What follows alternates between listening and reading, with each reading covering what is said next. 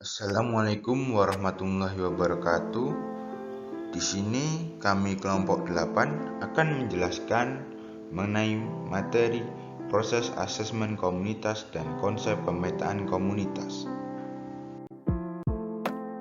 Sebelumnya, izinkan kami memperkenalkan anggota kelompok kami. Yang pertama yaitu ada saya sendiri, Andre, dengan NIM 1943.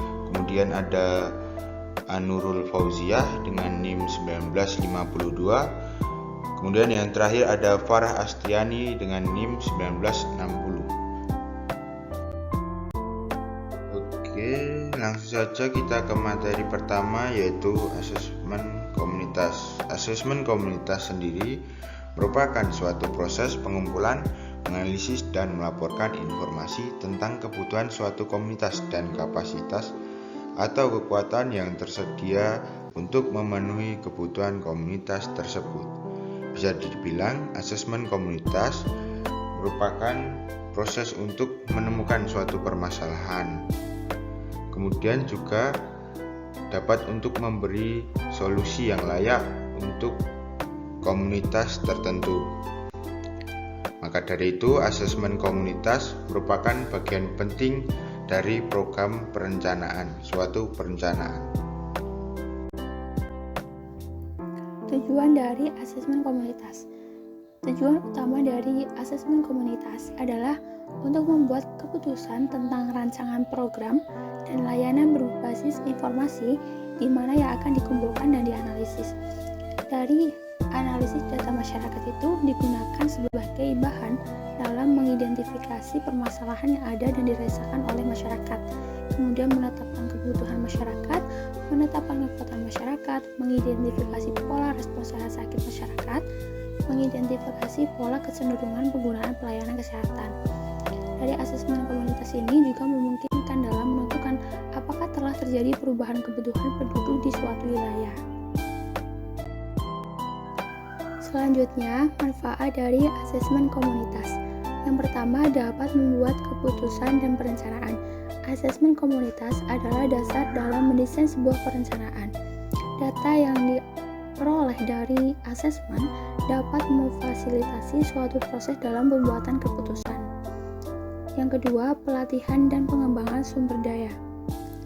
Asesmen komunitas merupakan suatu cara yang efektif dalam mengedukasi staf, orang tua, pemerintah tentang apa yang mereka butuhkan, kekuatan mereka, karakteristik dari komunitas yang dapat digunakan dalam merencanakan suatu pelatihan. Kemudian yang ketiga yakni mengembangkan sumber daya komunitas.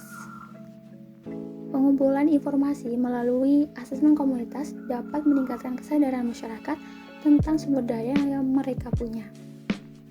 Yang keempat, advokasi, yakni asesmen komunitas menyediakan informasi yang dibutuhkan dalam advokasi dan penetapan proses. Yang kelima, respon terhadap perubahan kebijakan dan program. Yang keenam, dapat digunakan untuk mengajukan dana tambahan. Langkah-langkah dalam asesmen komunitas. Pertama, merencanakan dan mengatur dengan membentuk tim penilai komunitas dan kelompok kerja. Di antaranya ada the Micro and Institutional Head Start Director, kemudian ada staf, orang tua, Road and Policy Council, dan perwakilan masyarakat. Kemudian mengembangkan rencana dengan mengestimasi waktu yang diperlukan dalam proses asesmen dan juga menentukan individu yang ditugaskan dalam proses asesmen serta menyiapkan kelengkapan dokumen yang diperlukan. Yang kedua, dengan merancang pengumpulan data, mengumpulkan data internal dan eksternal, kemudian mengelompokkan jenis-jenis data dan informasi yang akan diambil dalam suatu komunitas. Yang ketiga yakni mengumpulkan data. Mengumpulkan data tentang susunan demografis kepala keluarga, itu termasuk informasi mengenai komposisi ras dan etnis, bahasa utama, jumlah anak menurut usia, lokasi geografis, tingkat pendidikan, jenis kegiatan pertanian, kondisi perumahan dan lingkungan. Kemudian ada informasi tentang anak disabilitas, ada data perkembangan anak usia dini, kesehatan, kebutuhan gizi, dan pelayanan sosial. Kemudian mengumpulkan data mengenai pendapat tentang kekuatan dan kebutuhan kesehatan, gizi, dan layanan sosial anak-anak dan keluarga, penitipan anak, sumber daya komunitas, dan tren perubahan dalam pertanian lokal. Selain itu juga perlu ditentukan bagaimana strategi dalam pengumpulan data. Proses yang keempat yakni mengumpulkan dan merangkum data. Data yang dihasilkan dalam proses asesmen kemudian dikumpulkan, ditinjau kembali berdasarkan kategori, mengidentifikasikan isu-isu beserta dampaknya, dan juga menyoroti tren yang muncul. Kemudian yang kelima yakni membuat keputusan berdasarkan hasil dari proses asesmen.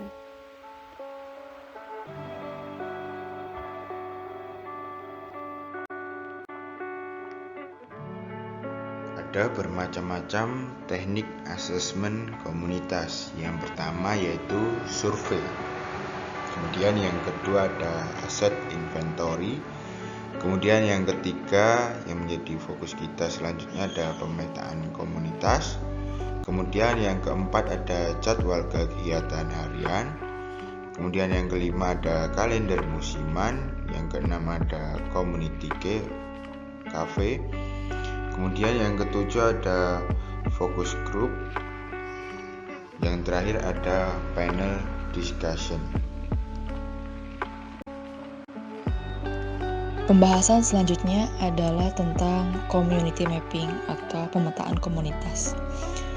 Community mapping merupakan visualisasi pengetahuan dan persepsi berbasis masyarakat yang mendorong pertukaran informasi dan menyetarakan kesempatan bagi semua anggota masyarakat untuk dapat berpartisipasi dalam proses mempengaruhi kelompok atau lingkungan mereka sendiri. Salah satu fungsinya yaitu untuk memperbaiki dan meningkatkan keterlibatan masyarakat dalam pemetaan demi meningkatkan pengetahuan dan kemampuan mereka tentang wilayah komunitas. Proses pemetaan ini tentunya melibatkan banyak pihak seperti organisasi, ibu-ibu, asosiasi warga, atau kelompok khusus. Tujuan dari pemetaan ini sendiri adalah untuk memahami juga mengidentifikasi kekuatan yang kelompok mereka miliki untuk bisa mengembangkan lebih jauh lagi.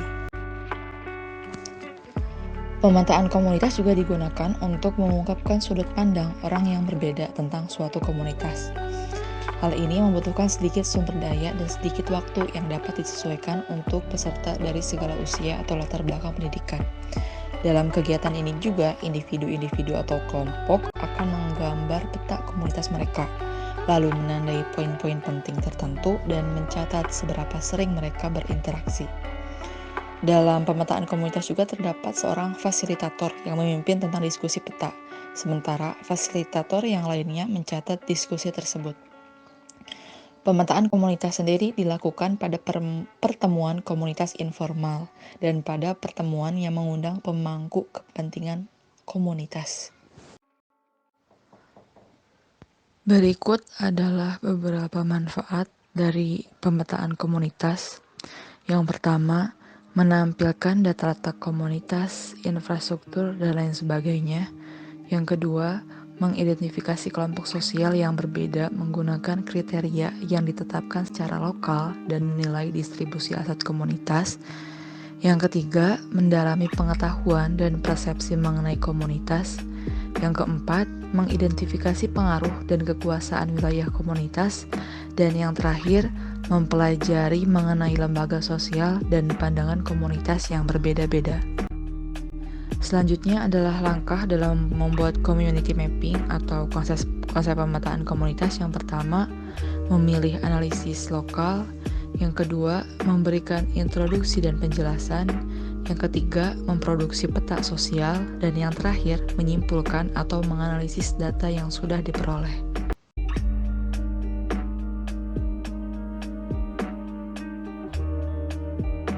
Sekian presentasi dari kelompok kami. Kurang lebihnya mohon maaf. Wassalamualaikum warahmatullahi wabarakatuh.